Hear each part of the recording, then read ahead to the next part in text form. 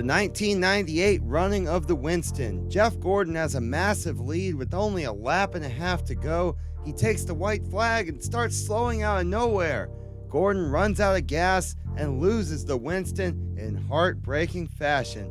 That's the kind of video this is, folks, as the Will Volk YouTube channel presents another trip down memory lane. Today, it's the top 10 heartbreaking Jeff Gordon losses. By the way, I'm only looking at points races, but this one is too brutal to not include. Number 10 is the 1995 Pocono Spring Race. As many races as he won in the 90s, it's hard to believe there were some he left on the table, but it's true. He leads 124 laps. That's well over half the race. But here we go, a caution for Jeff Burton with 25 to go. Gordon leads them down pit road and takes 4 tires, while Ted Musgrave takes 2. Musgrave wins the race off pit road and now leads the field to the restart. It's no problem as Gordon takes the lead back within a few laps. Now we're about to see a near disaster as Ward Burton loses control right in front of him. Seriously, look how close that was. But Gordon is spared. He sets sail on the ensuing restart with 15 to go. It seems like he's on his way to victory, but another caution, this time for Poncho Carter. Now, Gordon leads them to a restart with 6 to go, and there's smoke. Gordon missed a shift, and now he's dropping back big time as his teammate Terry Labonte goes on to win. Gordon finishes 16th. Jeff Gordon's done some great things for us, and we're going to make mistakes. Everybody keeps saying championship. We're going to make mistakes, and this is a young team. Jeff's a great little young driver, and we're going to have more days. Yeah, he was definitely right about that. Number 9, the 2007 Martinsville Spring Race. And this one is like slow torture because Gordon clearly has a better car than his teammate Jimmy Johnson. He spends basically the entire last 10 laps glued to his back bumper, trying to find a way around, but Johnson shuts down every attempt. Obviously, Gordon is not going to risk crashing his teammate in this situation, so it's just hoping one of these bump and runs works.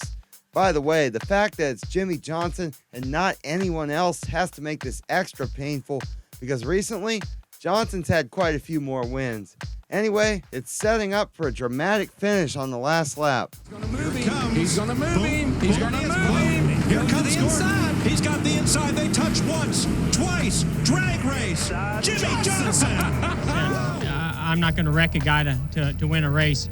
I tried to move him. With these cars, it's tough to do, and he did exactly what he should have done. So, I'm happy for Jimmy, happy for Hendrick that they won the race, but, I'm really disappointed that we didn't because I felt like we should have. The 2011 Talladega Spring Race checks in at number 8. It's the era of the 2-car tandem, and Jeff Gordon and Mark Martin have timed it beautifully as they take the lead coming to the white flag. These two weren't hanging out up front for most of the race, just waiting for the end, and it's like they executed this perfectly. Gordon's gonna win. Well, not quite, as 2 other groups caught up to them. Here goes Jimmy Johnson down low, and now Martin gets detached from Gordon. He's got room. They're 3 wide. 3 by 3 to the line. Johnson. Maybe Jimmy Johnson. Just a real roller coaster of emotions here. 1 minute, you're thinking, what a charge to the front. He's gonna win. And the next, you're watching him lose in a 3-wide finish. At number 7, it's the 2014 California race. Jimmy Johnson has a 2.5-second lead over Gordon, and he has a flat tire.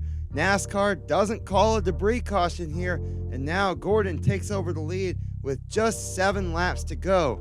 There would now be problems all over the place. Ryan Newman comes to pit road. Brad Keselowski has a tire down, and Marcos Ambrose too. But it stays green, and Gordon is just trying to nurse it home to the finish, managing a pretty sizable lead. Now, watch on the right side of the screen. It looks like Clint Bowyer has a problem too, and while everyone else made it to pit road, Bowyer spins out. And at this point, NASCAR has to throw a caution. Even though Gordon is the leader at the scheduled distance, it doesn't matter. It's going to a green-white checkered. I've documented at least 20 of these races that have been altered by overtime on this channel, but not this one. Gordon loses a bunch of spots on pit road, restarts on row 4, and kind of gets pushed down to the apron. After an ugly restart, he finishes 13th. Number 6, the 2002 Daytona 500. Gordon grabs the lead on a late restart with 24 laps to go, and he's going to hang on to it. He has the lead with 10 to go, looking for his third 500 win, and I don't know if anyone can get around him, but there's a crash. Robbie Gordon has trouble, and now we have a restart with only a few laps to go. Sterling Marlin gets underneath him, and Gordon spins out. He was in a great position, but this ride through the grass effectively ends his chances of winning. Me being spun was my fault because he hung back so far, which I didn't think he was supposed to be able to do, but he did, and he had me. You know, he got a restart, he had me, and I moved down in front of him to block him, and I did, and got me a little bit of a push, but he still got inside me, and I just tried to block him, and all I had to do was just hold the wheel straight and spun me out. And there wasn't a pass for the lead after the final restart, which makes you wonder, if not for that late caution, would Gordon be a 4-time Daytona 500 champion? Number 5 is the 2010 Las Vegas race. Gordon has an awesome car, and he absolutely dominates this race, leading 219 of 267 laps, in position to win. But look, a caution with 39 to go. They come down pit road. Gordon takes 2 tires, while Jimmy Johnson takes 4. That is bad news. Gordon is able to hold him off for a little bit, but not long enough. Johnson gets around him, and Gordon slips back to 3rd. We had the car, and that's what makes leading so tough sometimes. It's real tough to make the right decision.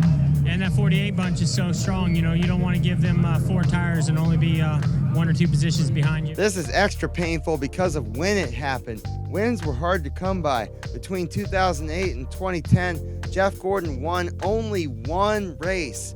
Him not closing this one out despite leading nearly the whole time. Brutal.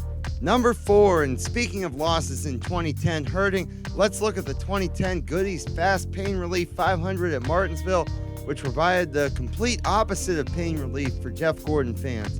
In the closing laps, Denny Hamlin has a big lead. Gordon's in 4th, 8.5 seconds back. But look, 3rd place Jeff Burton crashes, which means Gordon moves up to 3rd, and now we're going to bunch the field up. 1st place Hamlin and 2nd place Kyle Busch both pit for some reason, and now Gordon is the leader. Gordon just has to survive 4 laps. He's not the best restarter in the world, but hey, look, this time he gets a great one. Let's just bring this thing home. 2 to go.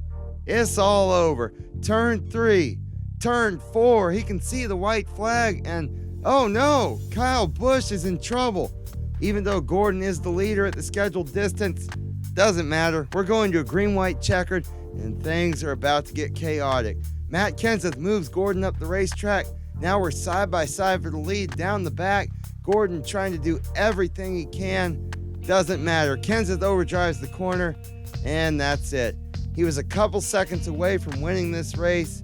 Instead, he comes home 3rd. The real unfortunate part was that yellow came out with about 100 feet to go to get the white.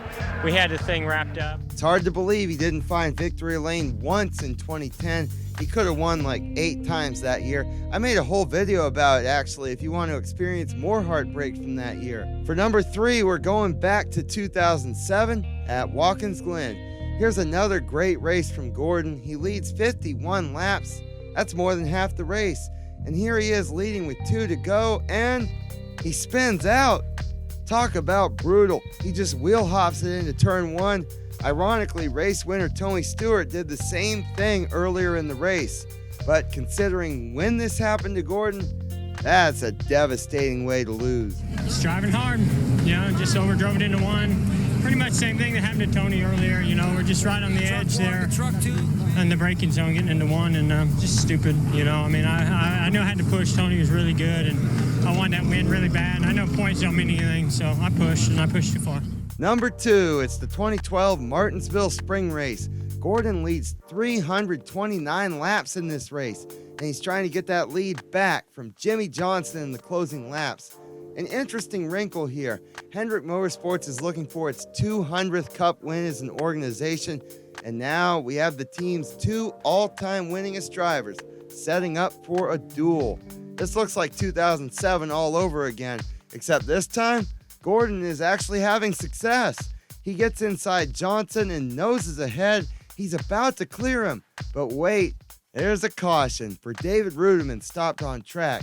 Gordon leads it at the scheduled distance, but that doesn't matter. It's going to a green-white checkered. Clint Bowyer takes it 3 wide on the restart, and that's that. I didn't want to see that last caution. Man, we had such a great battle with the 48.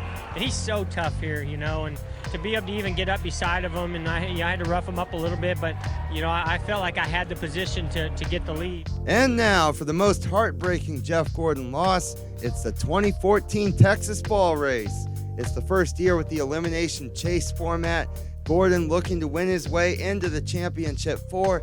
He takes the lead with 9 laps to go, and you can see he has a comfortable lead built up a few laps later. Looks like he's on his way until Clint Bowyer crashes, setting up a green-white checkered. On the restart, Keselowski goes up the middle, makes contact with Gordon. Now Gordon has a tire going down, and he goes from a spot in the championship 4 to a 29th place finish and a brawl. Your emotions are high. That was a huge race for us. We had the car, we had the position. So proud of my team, and I'm proud of Jimmy Johnson for winning that race, not letting that, win that race. And the heartbreak from this race just continues next week at Phoenix. Ryan Newman keeps Gordon out of the championship 4 by just 1 point. If Gordon would have made it, he has the best car at Homestead, qualifying on the pole and leading a race-high 161 laps. Late in the race, he's battling for the win. The caution comes out late. Gordon pits from second, clearing the way for the championship 4 to battle amongst themselves. If not for that loss at Texas, I don't know, is he a 5-time champion? Jeff Gordon won a lot of races, but he also lost a lot of races. What did I miss that should have made the list instead? Be sure to let me know. Also, since you made it all the way to the end, why not like this video and subscribe? More motorsports content to come. Thanks for watching.